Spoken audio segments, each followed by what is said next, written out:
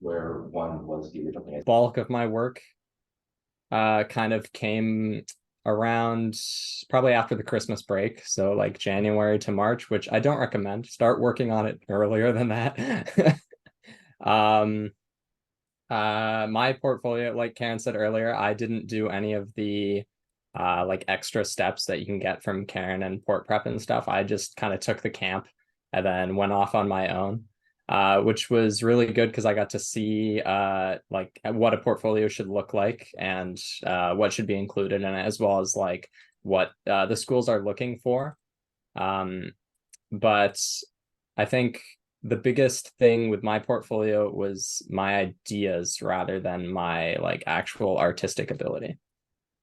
Yeah. And what was your average, by the way? My average going into semester 2 was a 93, but my final average was a 90 because I had calculus. Fair.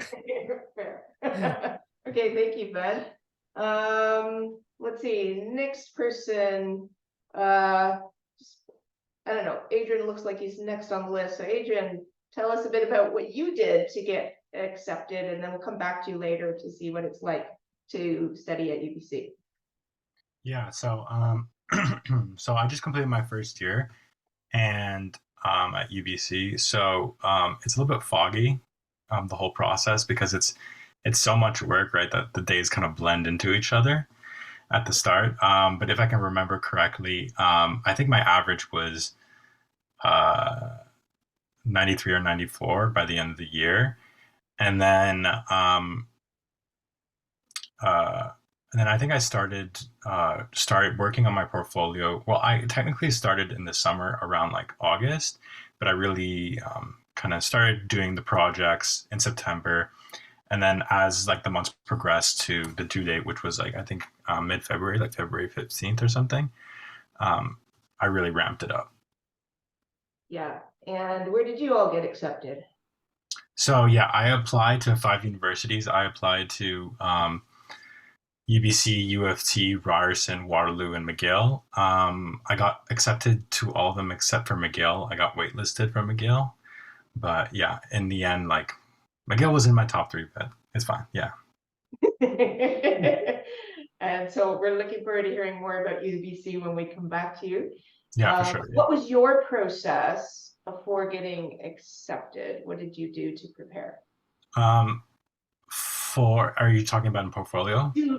For your portfolio to get to make a portfolio.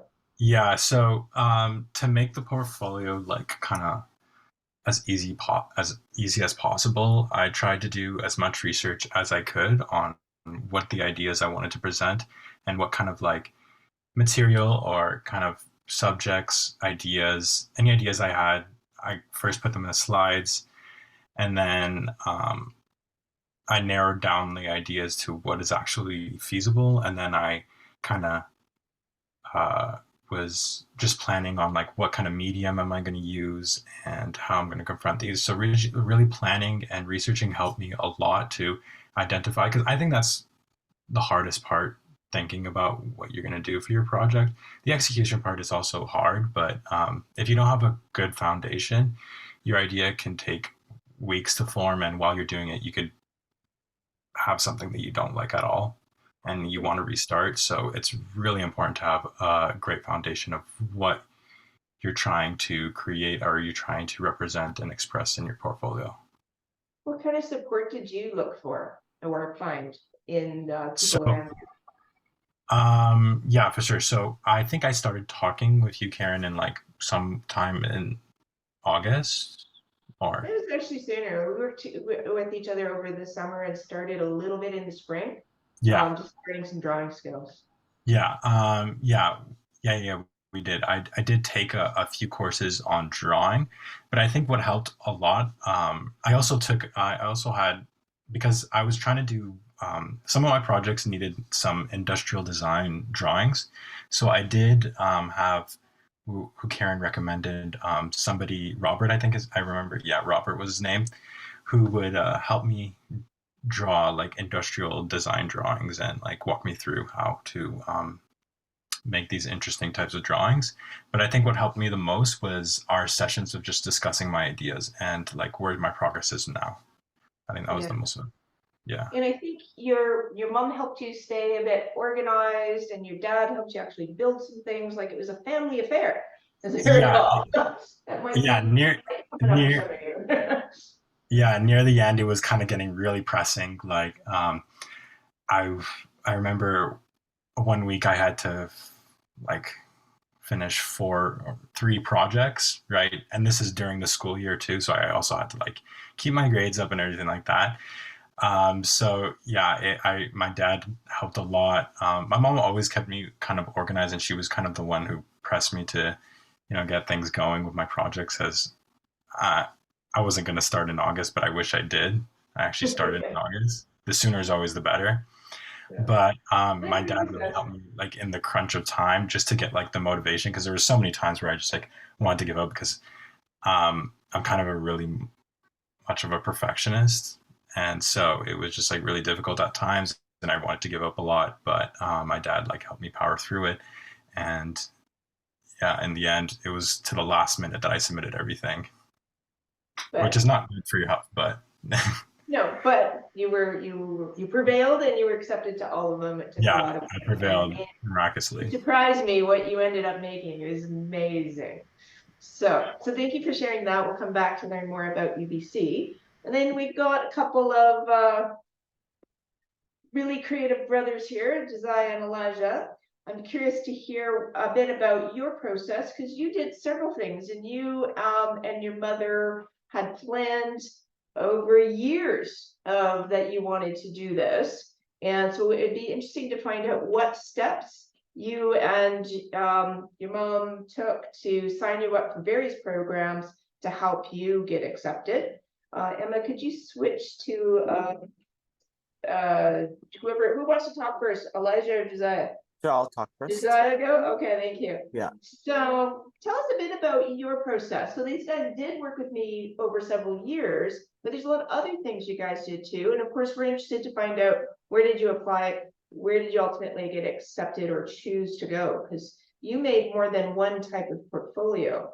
You were applying for more than one type of design, and that might be interesting and something for you guys to consider too. Is it architecture or something adjacent to architecture? So could you tell us a bit about your process and that kind of thing? Hello. So we first began with private art classes in grade 8. And then in grade 9, we joined with Karen. And we basically learned the importance of design and the creative process. So I say it's really about in grade 10, that's when we started working on our portfolio and really conceptualizing our ideas and preparing for our applications for university. And the universities we both applied to were UBC, Waterloo, and then we also applied to TMU, and then also U of A Industrial Design. And then we both chose to go to UBC for the BDES program. But yeah, that's all it is. Okay. That's about it. So you took some other programs though, not just oh yeah, I forgot. I forgot to mention that we also took the UBC Design Exploration last August, which really opened our mind to the creative process and basically how to conceptualize ideas. And I recommend that camp to like anybody who's interested in going into architecture and in design. We also took many other various camps, like there's local camps in my city, and then also we also have a maker space for people who live in the city. So like anyone can go to like the library, and then you can use their like 3D printers or anything, or their resources that they have. So that just exposed us to design and helping us prepare for the next step. Did you go to the Carlton camp or not? Oh, yeah, we also went to the Carlton camp as well. I forgot about that one. Yeah, you Yeah, did a lot. yeah, it's a lot. Yeah, Years, it sounds like. Yeah. And you did end up making some really amazing pieces. Maybe we can see just a few of them in a few minutes. All right, is there anything, Elijah, would you like to add some things to what your brother said? What could you add? So that was kind of practical. What do you feel you could add? So can we switch? It'll switch once he starts talking. It'll switch when he starts talking. Great. So could we get, who are we listening to? I still can't tell you guys apart. I'm sorry. After a couple of years, they're twins and they're both so creative. Let's hear from your brother. Sorry.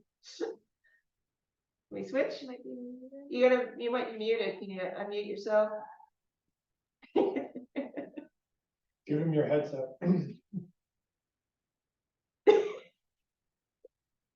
No. What's happened? There we go. Switching. There you go. Yes. Okay. Yeah. So one thing I would like to add to that is one thing that I find very important is the ability to show and demonstrate your ideas and your concepts that you're trying to demonstrate. Because there's one thing to be able to like have these great ideas, but it's also very important to be also to show others your creative ideas, and that's one thing I find very important. And then showing your process, because we applied to UBC, and for their design prompts, one of the major things that we put was showing our process, communicating our ideas, and then showing how we got to this this part of our project, and then allows the user or somebody viewing your portfolio to see how your project progresses, and then they can also understand what you're trying to communicate. So yeah, it'll be once we go through that, we've talked to everybody, we'll meet Benson next. Then I think it'll be really interesting if each of you could get something ready to show us that you think is like a really, like you might want to show us some of that process stuff when we come back around to you. So I think that's really important. That's what schools are really looking for. How do you think? And then demonstrating that in attractive and meaningful ways. So thanks. All right. Is there anything else you guys feel is important to add? And does anybody have any questions at this point? You got a question? Yeah. Yeah, I'm curious, like, you know, when you get into something like this, I assume you have like a passion for it. You know, what was that? What sparked that passion in people? And, you know, if they're going into architecture, like, what do they think they're gonna end up doing? Are they gonna design houses? Are they gonna design commercial buildings? Or do they want to design consumer products? I assume that's all on the table. Or what do people think they're gonna end up doing, even if they don't end up doing that? And what passion that got them into it in the first place? So what passion drove you? And what are you anticipating or hoping that you might end up working in?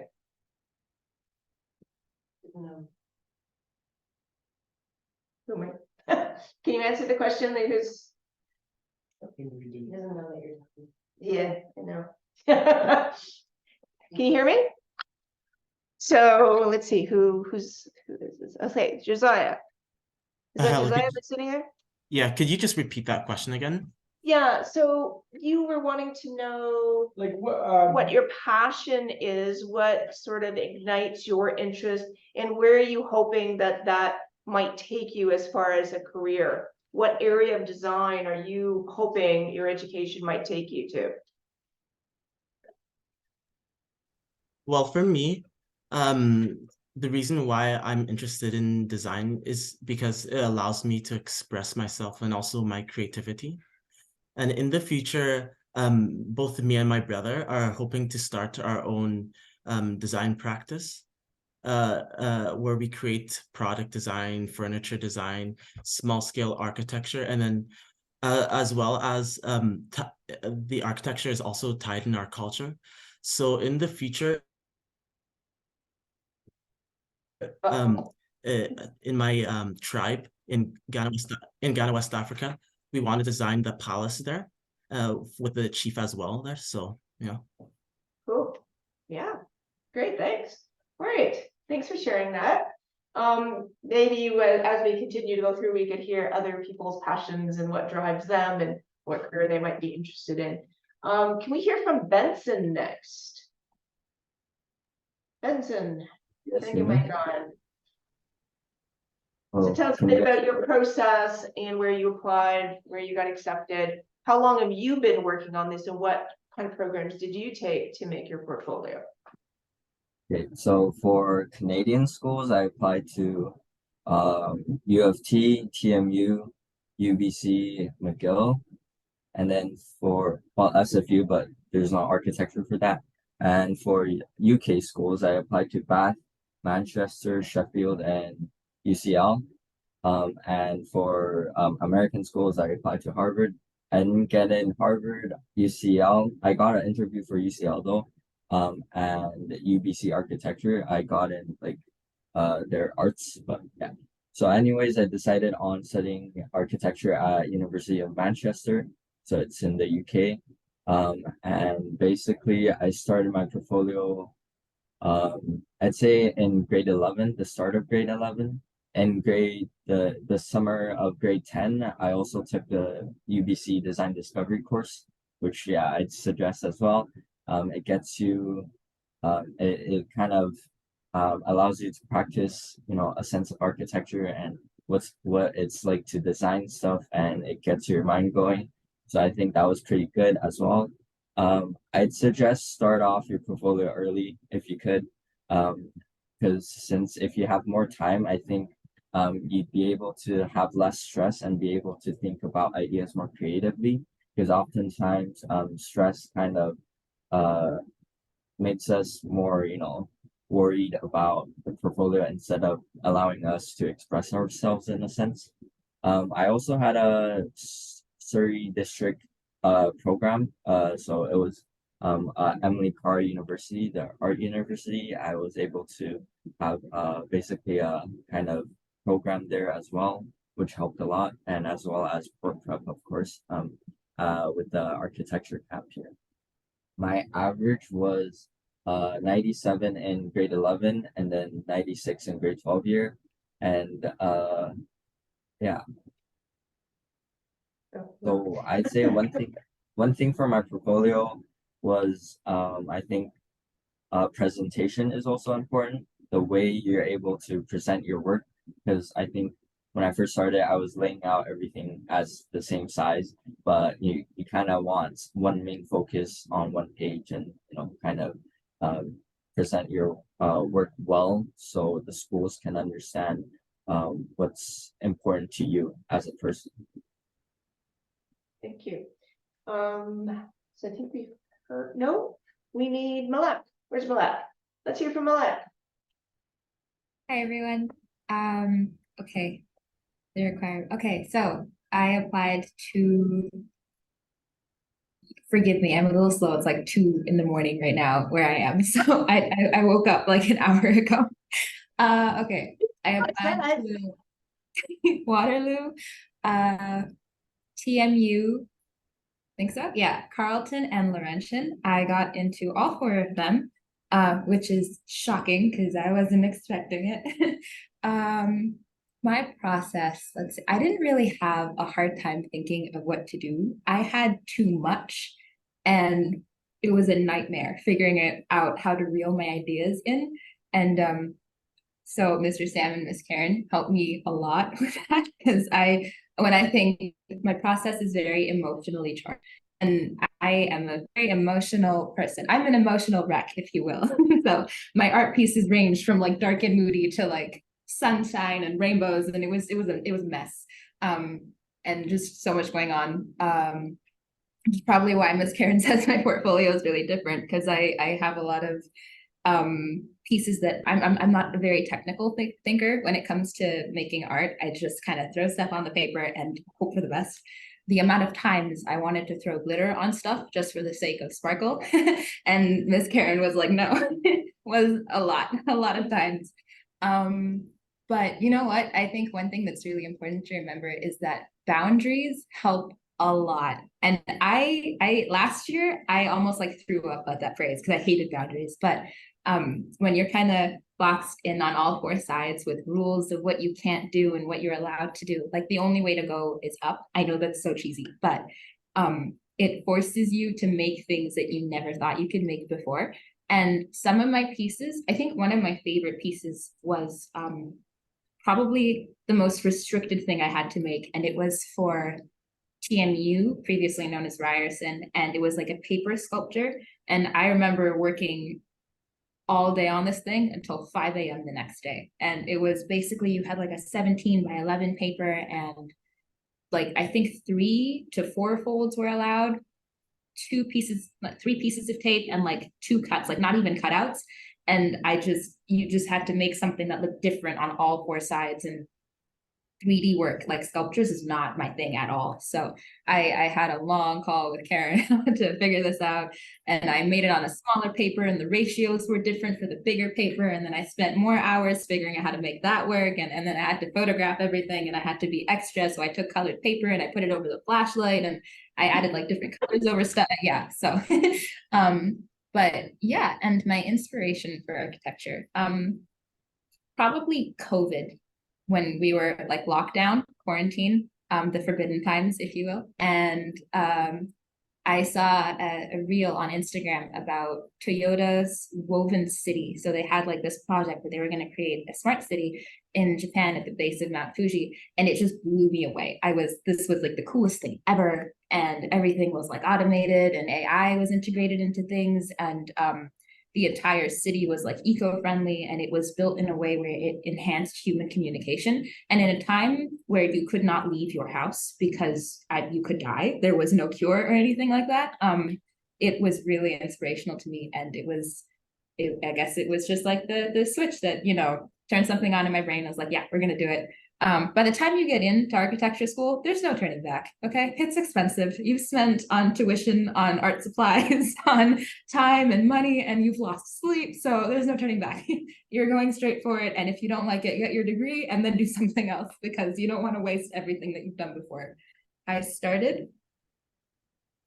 a procrastinator. So I took art class for the second half of grade 11, I think, second semester. And I got pieces from there. And then I worked with Karen all throughout the summer. I had tons of private lessons. I went to the camp, which was all very helpful. I had calls with her, Mr. Rob, Mr. Sam, Mr. Moon from the illustration and design, from the illustration camp for animation. And we just kept going all the way throughout, I think, April of 2023, because Waterloo had a later date than the other schools. I think that's it. Yeah. I think one of the greatest insights from watching you with your portfolio is to see that schools are looking for creative individuals, not something, and to be true to whoever you are as a creative person, not to try to anticipate what you think they want. Like, you let yourself be the colorful, imaginative artist that you are, minus the glitter. There was a little bit of gold though. So, and I was so pleasantly surprised that you got accepted to all of the schools. And that really was encouraging to see that you can be as like non-conventional as you want, and not just try to fit into the gray kind of and white and black architectural world that seems to dominate in North American architecture. So that's very refreshing to know, and relieving too for me. So okay, so with that, did you already talk to them about some of your process? A little bit. I just asked if they had any questions. Yeah. And we just talked about So what was your process? I'm just turning the camera on. Yeah, I'm gonna mute some out a little bit. here. I'll hold it on you while you talk to them, so that everybody can hear you. So try to be everywhere at once, Emma. A bit of my process. I applied to, I think that is 4 different schools for architecture, and then I applied to OCAD as a backup. In OCAD, I applied to their industrial design and their environmental design, just in case I didn't get into architecture. something else I can explore because Toronto does a program where you could do an undergrad in something else and then do your master's there. But it is a 3-year-long program instead of a 2-year-long program, so it's a little bit longer, but it was still an option. But I also applied to Carleton, TMU, Ryerson, and UBC. And I got into all of them except for UBC. Oh, and actually I applied to Waterloo as well. Did I say that? Waterloo. And yeah, so I ended up going to Carleton. I would recommend definitely like touring the schools and stuff like that. I did that a lot during my process. And then for my portfolio, I pretty much started preparing it in the summer, I believe. I only did Karen's camp to really help me prepare. Wasn't a camp. You Or took I the took architecture and your design your lessons. course, Yeah, sorry. but you did it where it was part online and part in person because you Yes. happened to live, and so did Malak. Yes. She had part online, part in person. Yeah, so Karen was able to help me put together a portfolio and look at some of the previous artworks I had made, as also, as well as make some new pieces as well, which I was able to put in my portfolio. I did make a lot of different portfolios and use a lot of different works. I would definitely say if I were to go back and do it again, was maybe try and make more works that could go together. Because I did feel at one point pretty panicked when I had a bunch of work to do. I would definitely recommend starting earlier. No one else that I knew was applying to architecture. I was the only one really. So, and my one only other friend only applied to 2 schools. So she didn't do any portfolios. So if I would give you one piece of advice is definitely start early and create as much as you can, because I was working 3 jobs and in school. So I was very busy. Doing a portfolio on top of that was very, very difficult, but.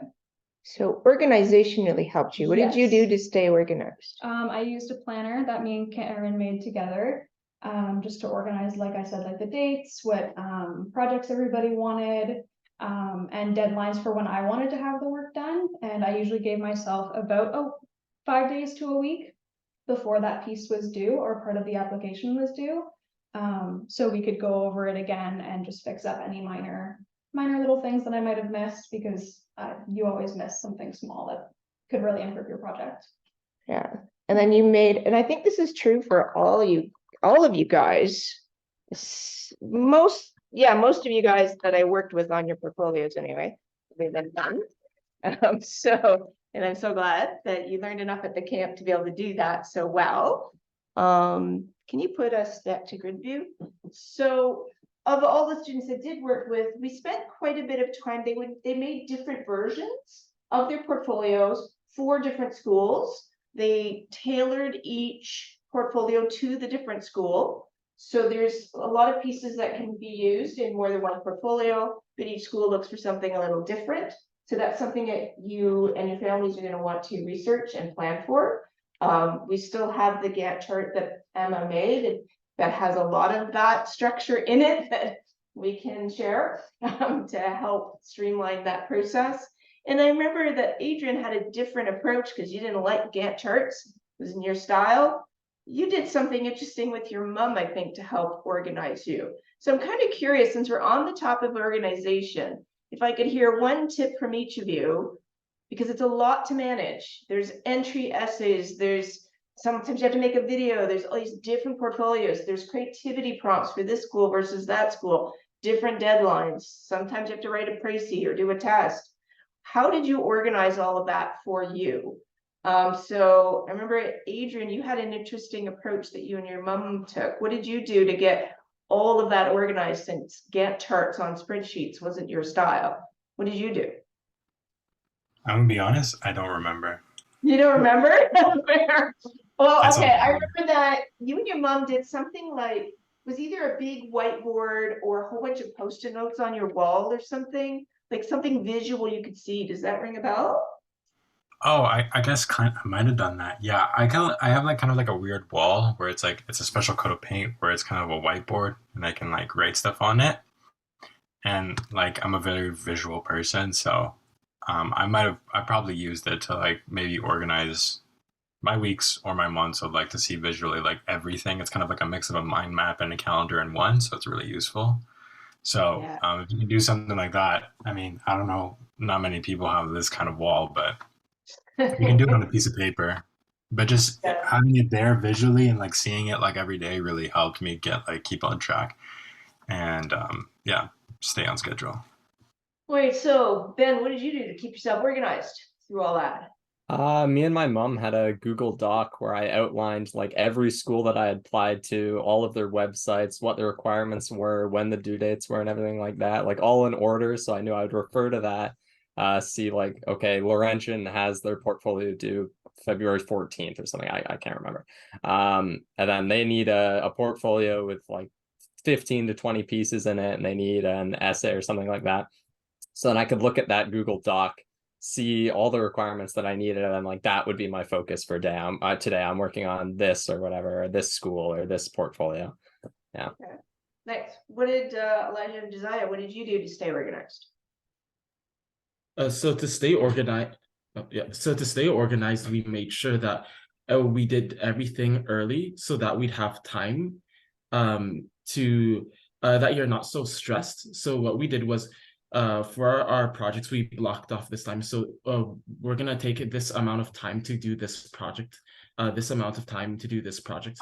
Like for our UBC, there was a series of mini projects that or creative prompts that we had to do. And as soon as the date or the prompts were released, we started our projects. And so I'm gonna give myself 2 weeks to do this, 2 weeks to do that. And sometimes it took longer than expected, but because we had blocked that time off or sectioned that time. Started early. Yes, I started early. We had a whole month just to relax, and then by that time Debrief, make changes. Yes. And then by that time where you had to do that, there's this video that this video that we had to do. So we had a lot of time just to relax and make sure everything's collected, and that we don't have to rush the process. Nice. How nice to have somebody to go through it together with. Hey, nice. Yeah, because I'd say a great thing is to in the design process is to also share your ideas with others and get feedback. Yeah. So, how about Benson? What did you do to stay organized? So first off, I had a planner app. I set out the major deadlines because I applied to a lot of schools. So each one of them, I'd put it in my planner. Then I'd set mini deadlines for it. And I'd also prioritize the schools that that are higher up on my list for like later dates, hopefully. So like I would have a draft prepared, reviewed, and then send it to one of the other schools or my safe schools. And then I review it again. So I have lots of time to constantly prepare for my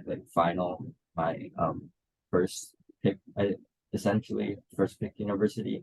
I'd also say have a schedule in your mind on your own, like to balance school and like other things and extracurricular stuff as well. So basically setting out time for each day or each week on working on these projects or portfolio will be helpful as well. Yeah. Did you have a process that helped you, Malak? I'd say having a sleep schedule is important, so you don't like stay up at like 4 a.m. in the morning and then the next day you can't do anything. For me, sleep is important, so I had a strict sleep schedule, and I was able to wake up quite early in the morning to like get things done as well. So yeah. Morning guy. You'd be up at like 5 a.m. working on your stuff, like before you went to school. Dedication. Wow. What did you do, Malak? Sticky notes, sketchbooks, Google Docs, threatening papers on the wall with messages that just told me to get things done. Countdowns. Oh, I had this sheet because I have this thing with motivation. It's really hard for me to get something done, even if I really want it. So I had this sheet where it just counted down how many weeks I had left until my portfolios were due. I had a Google Doc that had all the essay stuff on it. So, you know, put your like this essay due here, this extra thing, anything that wasn't like art related was on there. And I had my sketchbook where I just wrote all the pieces that I wanted to get done. and a little checkbox next to it. So I could just that satisfying tick, you know, and you're done. Like I had one of my pieces that took 4 months, so I didn't really have like a time block. I just worked on whatever I had time to do. And it worked out in the end. So I don't recommend this for everyone. Nice. All right, so I think it'd be really nice if we could see one example from each of you that you think might be your strongest piece, or what you think or were told was part of what the professors, the review committees kind of said, oh, we really liked this and this is why. If you could each get something ready to show us, I think that'd be really interesting. While you get that ready, are there any questions from any of the students here for these guys? Any questions from any of the parents? Is everything submitted digitally? Is it just photographs, PDFs or whatever? Okay, so how do you submit? How was it submitted? Is it all on SlideRoom, or various schools, do they have something different than SlideRoom? Is it all digital? Did anybody have to submit a physical portfolio or do an interview? So let's just hear one comment from each person. We don't have to double up on comments. So Ben, what was something, what did you have to do? Did you go for any in-person interviews? Did you have to show physical things? Yeah, so Waterloo, you don't ever actually submit a digital portfolio unless you choose that interview path. I chose the in-person interview. So you go there, you get a review committee basically of 4 people, 2 professors, and then 2 master's students. And you just go over your portfolio in person with them for about 30 minutes, I think. But additionally, I think all the other schools mainly were submitting online. Okay. So there's something called SlideRoom that a lot of universities use, where you upload a JPEG or PDF. There's a place for a title, a place for a description. A lot of schools use that same system. Where there's some schools that don't use SlideRoom, they have their own portal. Yes, which ones? I think Carleton had their own portal and U of T as well.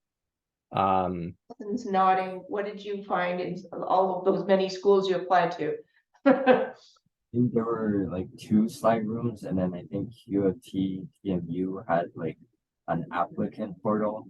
And for UK schools, Manchester wanted me to create like a blog post type of thing, but like with like the pages of my portfolio laid out.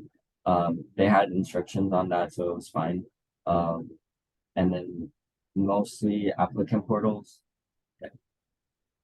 How many of you had to make videos? I remember Adrian, you said you had to make a video. Did anybody else have to make videos? Yeah, we also did a video. For which schools? It was only for UBC, but for the other schools, we just created our portfolio on Canva, and then we submitted it on on a PDF, and then the schools have like a system where you can just import your PDF and then you're good to go.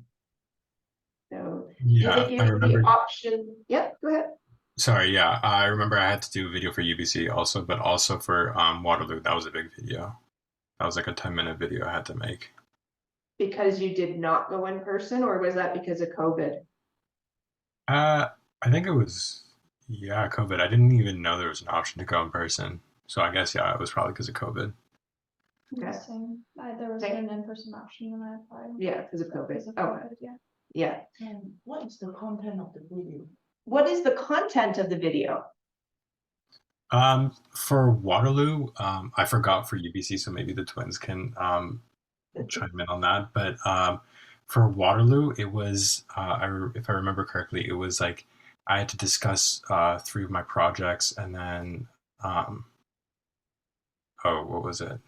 I think it was just mainly just describing 3 of my projects, and then they had like prompts that you had to answer, and so that's basically what you had to do. Like questions, they asked questions beforehand, and then you just had to prepare. And you took a really creative approach to making your video, though, right? Yeah, I did.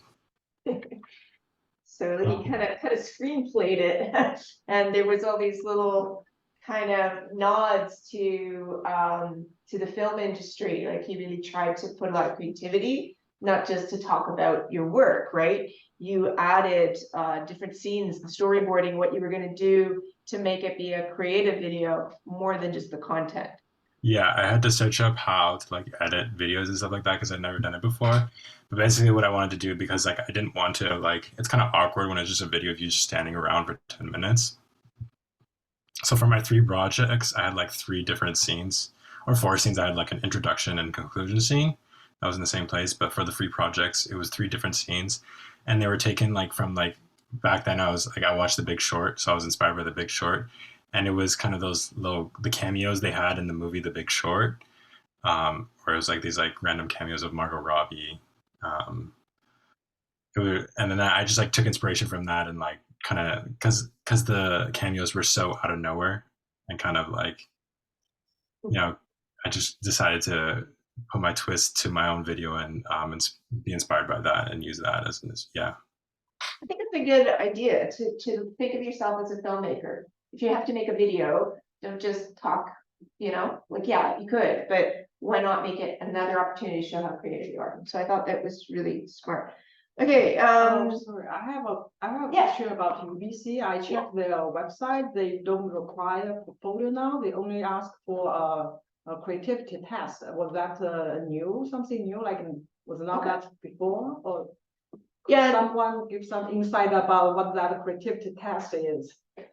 so let's see. So who's been accepted to UBC on the panel? So you guys did, and then you're currently there, Adrian. So UBC in the past wanted a few portfolio pieces and the creativity test. Are you saying you think that they've gotten rid of the portfolio Yeah, and just the creativity test? yeah. I That's don't what see you saw on the yeah. website? Well- Do you know anything about that? Well, I mean, they changed the program. The program is new. The program, it was for like they had an architecture program, but then they turned it to the Bachelor of Design in 2020. So if you're referring before 2020, then yeah, they probably changed it. But as I know, the creative test is kind of like a mixture of portfolio of 3 prompts. So it's not a big portfolio. It's just 3 creative tests, and then the video, and then I forgot one more element. But that's the creative test. It's like they want their kind of own portfolio, I guess, but it's just really condensed, and they have a prompt for you, a strict prompt that you need to follow. When you apply that, they will give you all those questions. Yeah. They will give you a date. They'll send, when you apply, you get an email as to when they'll release the prompt. I think it was sometime November, and then you have until February to complete it. To give you like a couple of months to prepare. Yeah. Okay. Because it's only 3 projects. They're not. Anybody have any comments on the UBC creativity test? Yes, Vincent? Not specifically on the creative test, but for UBC, if you're only applying to architecture as your single choice, then you don't have to fill out the entire application. Like if you have a second choice of an arts degree or some other thing, then you will have to fill out the form, like the questions and stuff. So if you're willing to take the risk and apply to only architecture, then you could skip the entire application and then go to the BDES program specific like creative tests, resume, and interviews. Okay. Thank you. Thanks. Okay, any other questions about UBC? No? Could we see some of your work? So one example from each person that you think was most pivotal in you getting accepted. And then tell us why. And we'll just go through it quickly, okay? Thanks, everybody. Oh, yes, we do. We made sure we had Kind of those. random, but. Oh, I put them in a bag. They're in a big bag. I think it's a fabric one. Fabric bag. Okay. So go ahead, and then can you do the speaker view as we go through? And I think it's been enabled for screen sharing. Okay, So we'll see if let's go out first. Show us your work. I can go first if you guys want. Let me just screen share real quick. Okay, so one of my biggest pieces of my portfolio and something that I'm the most proud of, I think, is I designed my custom computer case, which I'm actually sitting beside here. But technology is a really big, important part of my life. I love computers. I've built tons of computers, as well as woodworking. So something that I wanted to do for my portfolio that's kind of like not just the normal like drawing a nice picture thing was I wanted to actually design a computer case and then build it by myself and get it working. And then I actually brought the final product and the prototype to my interview at Waterloo, and letting them see my process of like how I did this, I think was something that was really important. So I started off just doing sketches like here. I think I did them mainly on my iPad. I sketched some like ideas of what I wanted the final thing to look like, and then some more in-depth like measurements and places like how I wanted the parts to fit in and everything like that. And then I did 3D models in SketchUp, since that was something that I was comfortable with from school. So you can see here on my presentation, I had like all the different like panels and how everything's going to fit together, and the actual design in SketchUp. And then I actually, in addition to bringing my prototype, which is just made out of MDF, I brought my final product and explained to them like what my process was building in it, like what were lessons that I learned when I was trying to make like the cutouts, and like why this inspired me, and like how it was something that was a big part of my life and my portfolio. And it was something that I think they really liked seeing, was my process and how everything fit together, as well as just something new that's not necessarily been done before, is I think one of the reasons why they liked it so much, is like having something unique and not just another like painting or drawing is very important. Thank you. Right. Next. Pick something that you think is strong and that you notice that they seem to really like, or just your favorite project. I don't Try to like- make different kinds of things. yeah. So Josiah and Elijah, let's go through both of you, maybe showing yours. Oh, I think wait, Malak, right? She wanted to go now right after. Malak? Okay, Malak, go Sorry, ahead, Malak. Okay, thank you. Sorry. Okay, I'll share my screen.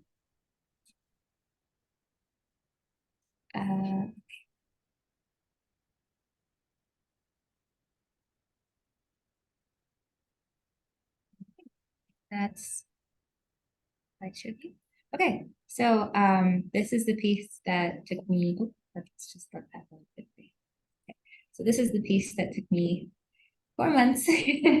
Lots of procrastinating, lots of rough drafts and sketches and parchment paper and drawing and stuff. Anyways, so I'm really proud of this piece because it kind of, I drew the most inspiration from Toyota's Woven City project, and I really wanted it to be this explosion of color, and I really like concept art because, you know, if I didn't do architecture, my backup career would probably have been like illustration and, you know, story writing and whatnot, working in like game design and things. So concept art is like something I'm really passionate about, and it's a lot of fun. This is my first time doing something where it's kind of like you can see the person because you are the person and you are looking from their point of view into this world. I chose this piece not only because it took 4 months, but when I was doing my in-person interview, the professor, I printed out my portfolio. I didn't really bring hard copies of stuff with me. I had everything printed out nicely, and I put it in a really big binder, and you know, I showed everything to them as they were flipping through all of it. And he asked specifically about this piece and asked me if I did all the designs myself, and you know, like how I came up to it, and you know what it meant to me. And I thought like a world of, I like sci-fi, if you can't tell. It's very futuristic. So a world where it kind of just shifts from what we sort of know now into more of this technologically advanced universe. And you know, it gets greener as you move on because, you know, the ecosystem, and we're trying to protect the environment and whatnot. lots of color. I think the one thing that I also specified was that I used a medium. I used a pastel chalk, which is a very loose medium if you're trying to do anything. And my line art for this was incredibly detailed, so really exact and whatnot. Pastel chalk was not probably the easiest to make this piece with because it's very loose and it goes everywhere. But the challenge, I accepted it, and I thought it was a lot of fun to make at the end. There were times when I got frustrated, but in the end, it gave kind of this grainy, dream-like rendering of just this whole picture. And it kind of felt like something that could exist, but didn't really exist yet. And, you know, a lot of the times when you're doing your little paragraphs on the side, or you're trying to put meaning behind all the work you do, you kind of, it's not really real. Like you make the piece and then after you're done, you're like, oh, okay, so I want it to mean this. And so you're able to put things together that way. Yeah, so don't worry about not being able to come up with like a purpose for the piece before you make the piece. You can make the piece and then think of the purpose later. Mr. Sam taught us that, so kudos to him. I think that's all. Yeah, I just remember the professor being curious about it. So There's one more piece that goes with this. Can you show us the following slide? one more piece that goes with this. Okay, so Yeah. this is my portfolio. I should remember Your- this. Your concept sketches of the buildings. Oh, Trees. great. I'm sorry. I handed these in and I factory reset. I wanted nothing to do with art until the summer started. Okay, hang on. Let's see. Oh yeah, there we go. Oh no, that's tons of go back.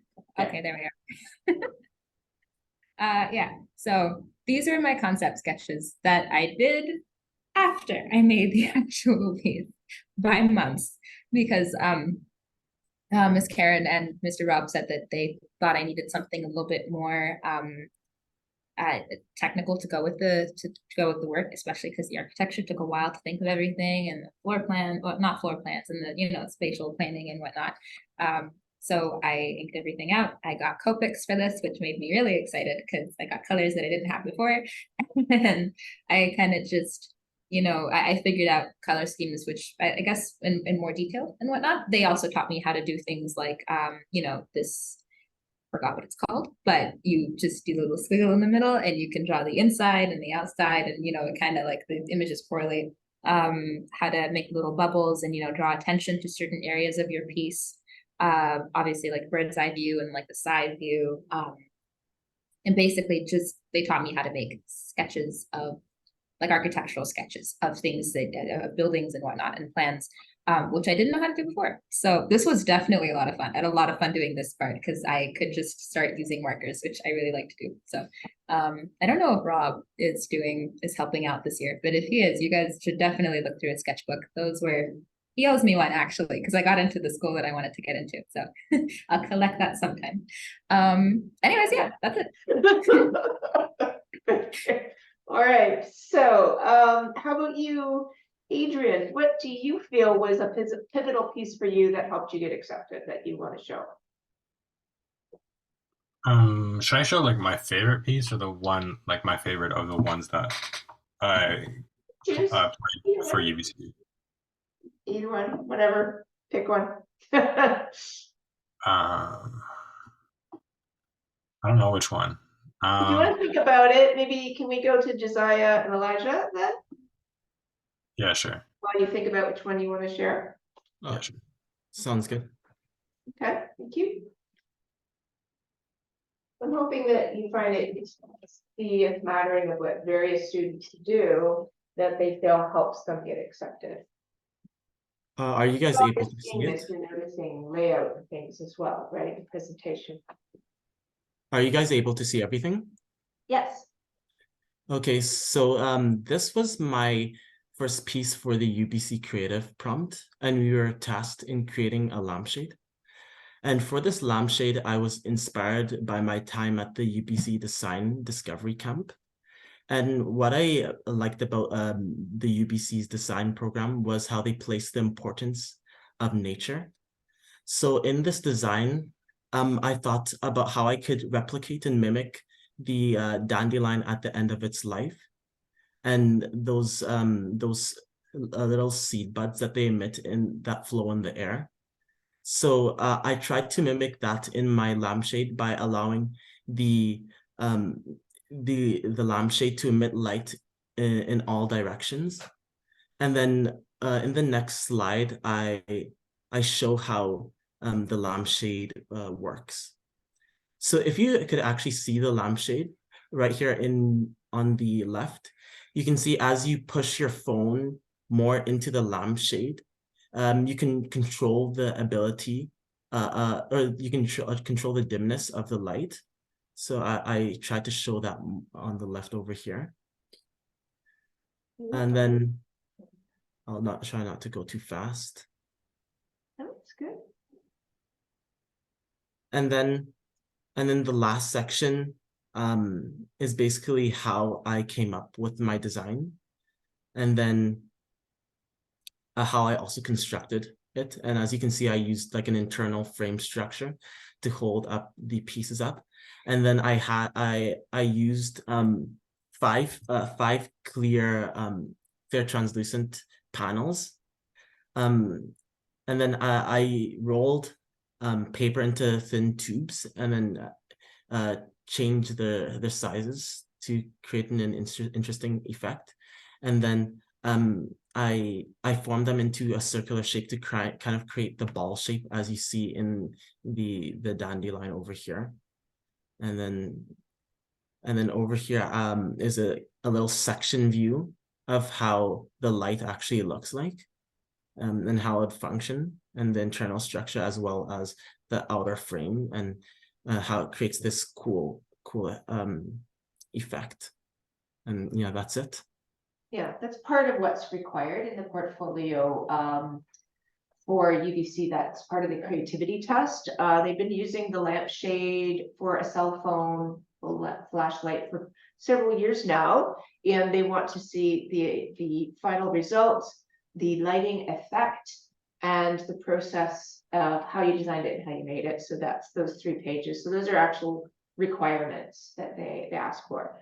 And all of you made those, and you made one that was really cool too. Remember it. And I love Adrian's, it was very cool. So what about, was that Elijah? So Josiah, let's have I'll get Elisha to do this right now. Yeah. And then we'll see Adrian's, and then maybe we can do a little bit of learning from Emma before it's time for everybody to drive home. Okay. Okay, so this was the third prompt that we had to do for our UBC to show our for our creative prompts. And for this project, we had to it was like, I don't remember vaguely, but it was like the prompt was about you're moving to a new city, and then what was it? During COVID? Yeah, during COVID. And what else? I forgot about it. Yeah, but it was something along the lines of like some type of mediator when you're moving to a new city. And shoes is something that I've always loved. And before architecture, I wanted to be a shoe designer.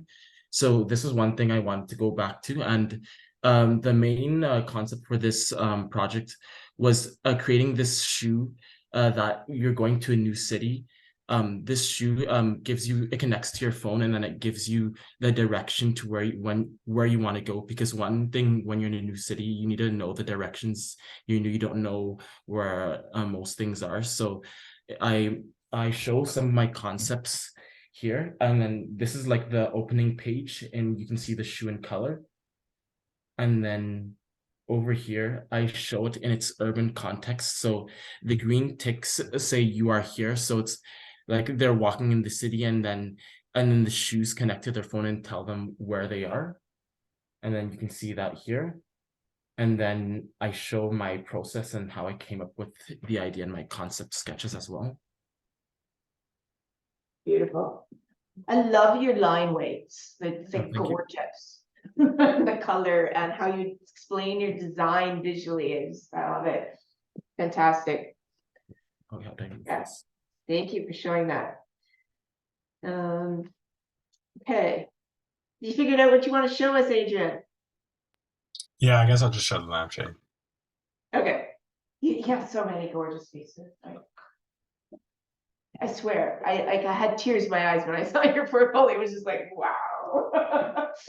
You guys all impressed me so much. And we have to, did we see Benson's yet? No, Benson has cool stuff. Oh my gosh. Okay. So yeah, so they usually keep for UBC, they usually keep like the first two prompts and then they change always like the last one for the creative test. So I had the same thing as the twins, and I had to create a lampshade for my phone.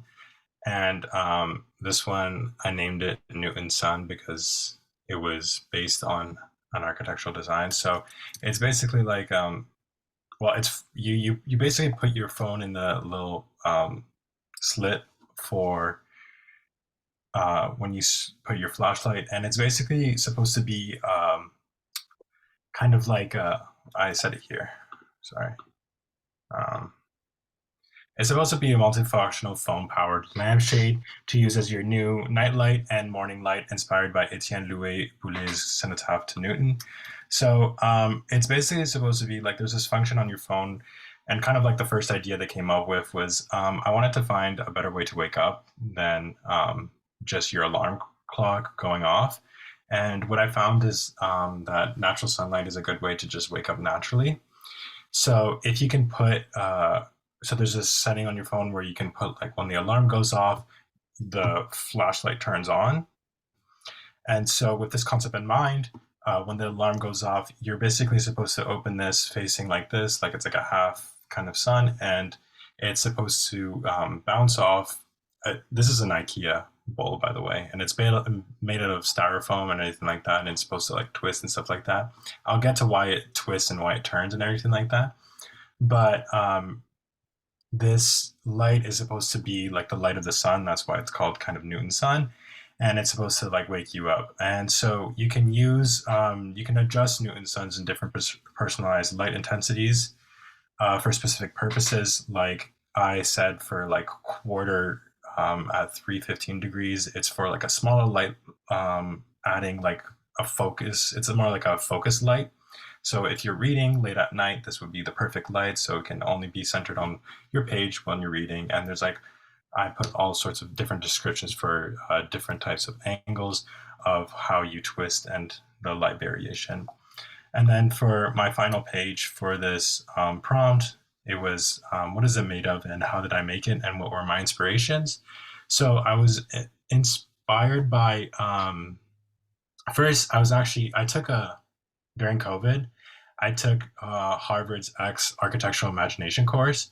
And in that course, I found this building, which is called the Cenotaph to Newton. And it's basically supposed to be by Etienne Louis Boulet. I forgot the name. Supposed to be a cenotaph for Newton, obviously. And it's like this really ambitious design with a huge dome. So it's kind of like a pearl with a kind of a stadium holding the pearl. So that was the kind of base idea for it. And then the opening system was based off the Rogers Center, which is in my hometown, Toronto, that I based it, how it opened and everything like that. And then, as you see, I had sketches, and what I prompted, the creative test was, I found it was really good because it helped me understand that, and I followed this process through, that in every page I tried to put my sketch, how I built whatever I made, and then the final product, and then a light description. And I tried to do this in every single other of my projects, but this is essentially what I'm doing here. I just showed how I made it and how I use like kind of like a bowl to make the styrofoam into a kind of spherical shape. Yeah. Thank you. Lots of creative things, and they like for you to make your things out of easily found materials. Okay, so Benson, what would you like to show us? I'll probably share my thesis project. So this project is called Rising Up. Basically, it's touching upon like the forces, the powerful forces that we can't necessarily see in a sense. So I decided to start this project off with sound waves. since oftentimes it's a concept that we can't actually see but is empowering to us as humans.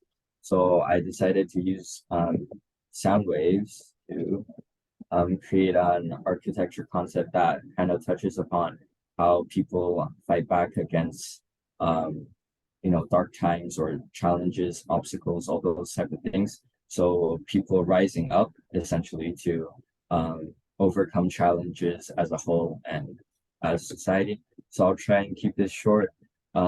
This is my process page. As UK schools kind of want to see your research and process.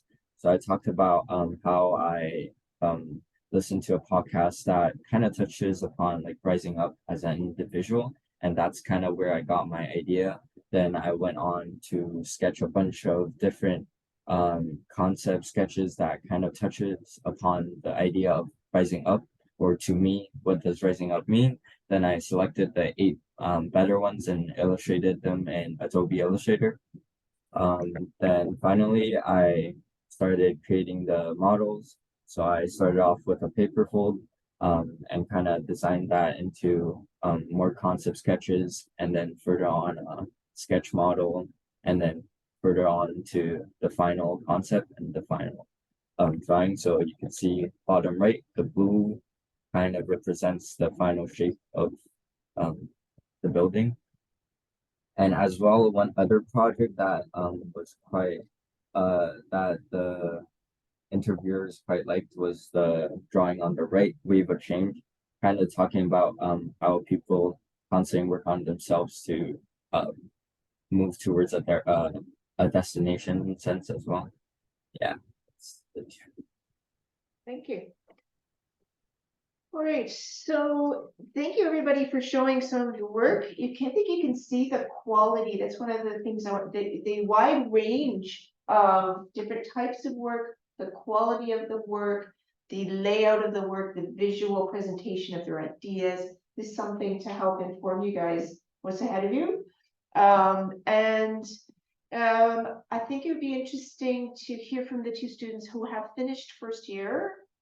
Where are you? You're through second year now, aren't you? I'm going into Going into second year. So Adrian and Emma are going into second year. And so for all of you, it might be interesting to hear just a little bit about some insights you want to share. I don't know what you'd want to say that you think would be useful to people embarking on this. Is there something, Adrian, that you feel would be important, that do you wish you had known when you were applying, or is UBC what you had hoped it would be? Do you have any advice for the people in the panel and the people in the room? Yeah, for sure. So it was a huge experience. There's a lot of things I can talk about right now.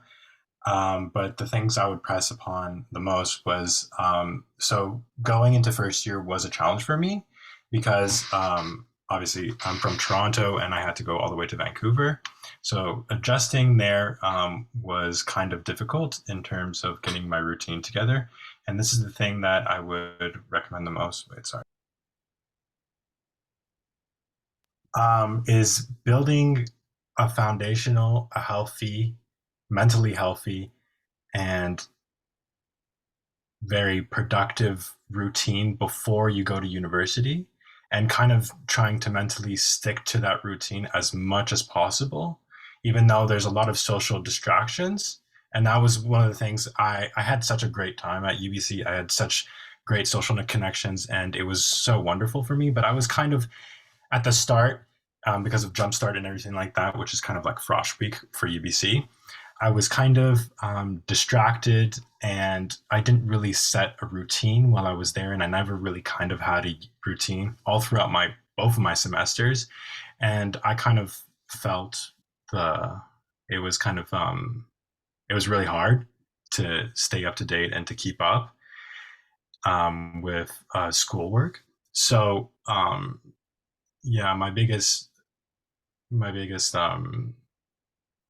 advice would be to have a routine that you like, that you think that you can bring to somewhere else. a flexible routine, but one that lets you eat healthy, sleep at a good time, and gets your work done basically. And one last thing I wanted to add was that oh, I forgot. Yeah, I forgot. Never mind. Maybe you can add it later. I'll add later. Emma. I have a question for Adrian. Yeah, for sure. But Yeah. so at UBC, how would you say or describe what the courses were like, and especially the course load? So okay, so what is this expected from you? Generally, the course load. So it definitely depends on the program, but our program, the expected course load is about 5 or 4. I chose to have a lower course load just for health reasons. That's perfectly fine. That just means I might have like a longer course. My program will be longer, but that's fine also because for UBC, I want to go into co-op, and co-op is like an extra year of school.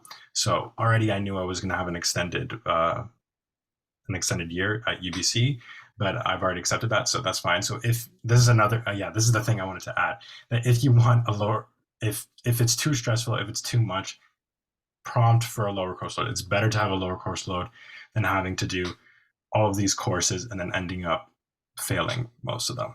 So, because I've seen it happen, and it's not fun. So lower course load is always better than a high course load and low marks. But for the courses specifically, so for UBC, compared to other like universities like Waterloo, for example, you don't go straight head on into architecture. They kind of let you have a lot of electives. So in first year, you have 4 electives, and some of these are required courses like English, math, and geography. So there's a lot of exploration and there's a lot of things you can do. And this is very good because right now I'm considering taking a commerce minor. So because of that exploration of different electives, it was really useful to me. But in terms of the design courses, which are the architecture courses there's one class which is Des 110, which is pretty difficult, but they're pretty like easy and mundane. And really, the first year of BDes is mostly a transitional year because most of UBC is they have foreign students, so they understand that it's going to take a while to transition into UBC. So really, this is a transitional year where you're just getting used to the campus because it's a huge campus. Vancouver, so your social network, and it's important for you to make a support network there. And I suggest that I didn't do it as much, but call your parents. Okay, like if anything's stressing you out, call your parents. I hope they're there for you because it's a very stressful time, and it's always good to talk about whatever you're going through. But yeah, so the design courses, the hardest one is Des 110, but the other ones are Design 200 is also pretty hard. But yeah, it's very much a transitional year compared to other universities. I also have another question. In the Des 110 course, what were the main things that you guys did, and like what to expect for that course especially? Pain, but what I mean by that is that you have to draw very accurately and very precisely on a huge parchment of sheet of paper, and it's the only course where you're actually like really precise. It's the only course where you have to do things like this, but it's basically just very accurate blueprint drawings, and like I got marks knocked off for the quality of my paper, right?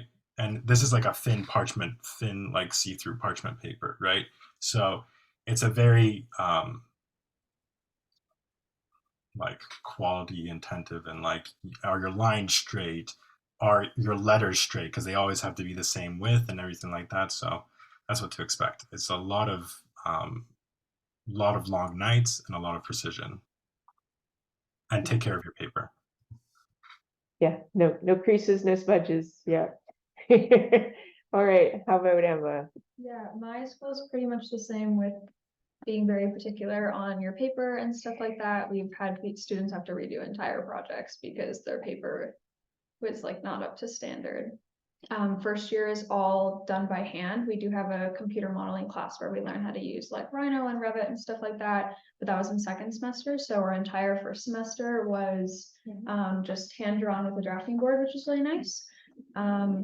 My school does have 3 different streams. There is conservation, conservation and sustainability, urbanism, and design. I'm in the design stream, so mine's a bit more general. It is the larger of the programs. Conservation has 10 students, urbanism has 40, and I believe design has, I think, 50 students going into it for next year, because we're all in the same class the first year, because it is general, and second year is when we get to go into our streams, and you do pick that when you apply.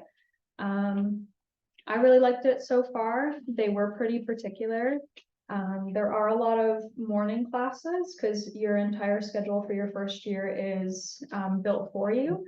I know some schools you do get to choose what time you want your classes and stuff, but because we're all together, we all have the same classes. We did have 1 elective. I did decide to take all my classes. I thought it was pretty good. The early mornings aren't as fun for me, but we did have 6 classes the first semester and 5 the second. Wow. So we do have quite a few classes. That is including the elective. So there's always stuff to do. So all of your classes are design oriented except for your 1 elective? Not in the first year, they're all general. So I learned stuff that the conservation students will be learning. It's kind of just like we do history. English and psychology anyway. No, so we have like history of architecture. We had a multimedia class where we learned how to use Photoshop and how to like make our digital drawings look good. Computer modeling class where we get to use like actual architecture software. Studio class, which is where we have most of our like model making or drafting, thinking about ideas and stuff like that. Second year, our computer modeling class and our studio will be combined, so they're longer classes. My studio was 3 hours this term. Twice a week. In my second year, I'll be having studio 3 times a week for 4 hours per class. And that's our biggest class. Most of my other lectures were anywhere from 2 to 3 hours long. So I would say the regular class length, but classes did take up most of the week. I was lucky in my first semester to have 1 day off, which you might be able to get because there are so many students. We all have the same classes, but there's 2 different schedules. They kind of like split us in half because not all of us fit in each room.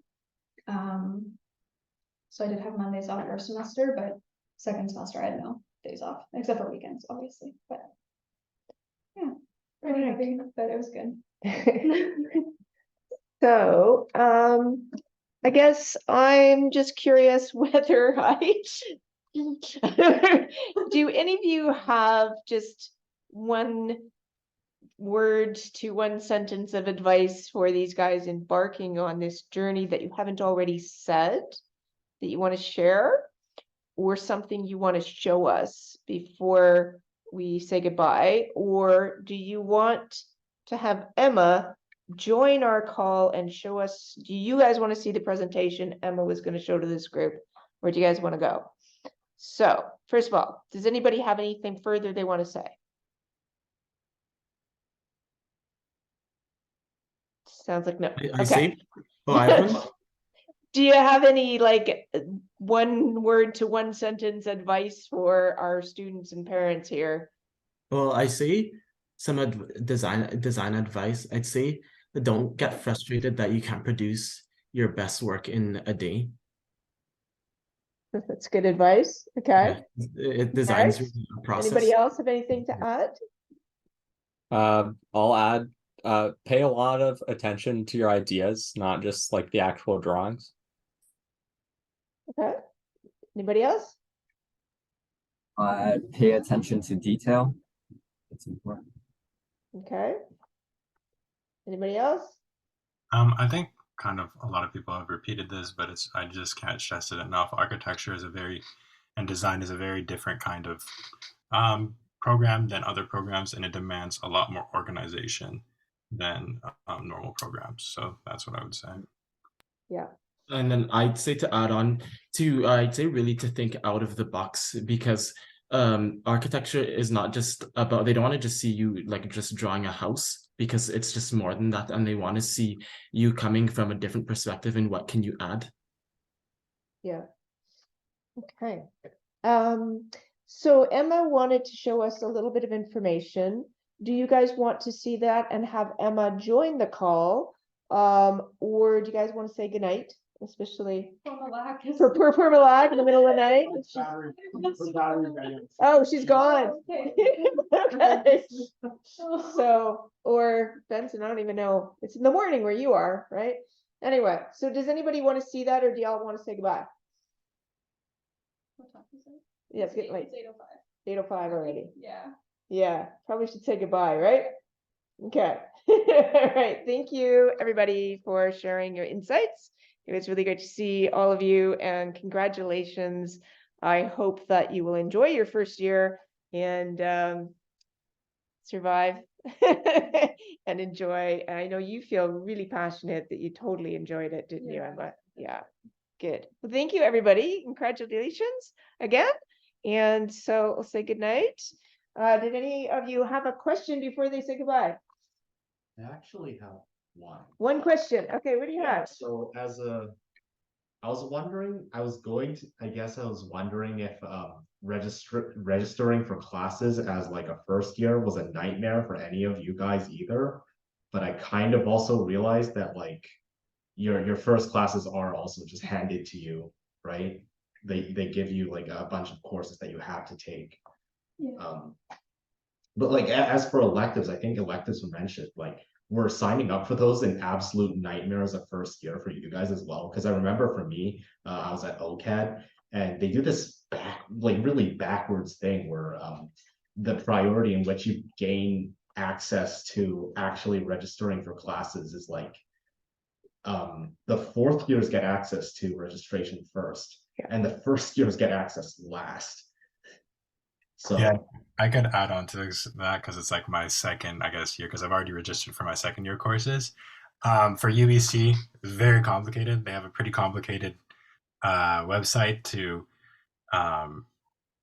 register for courses, and there's so many classes there. There's like a wine tasting class, for example, at UBC. So it's like there's so many classes. I made it's like you don't know what to choose for electives, for example.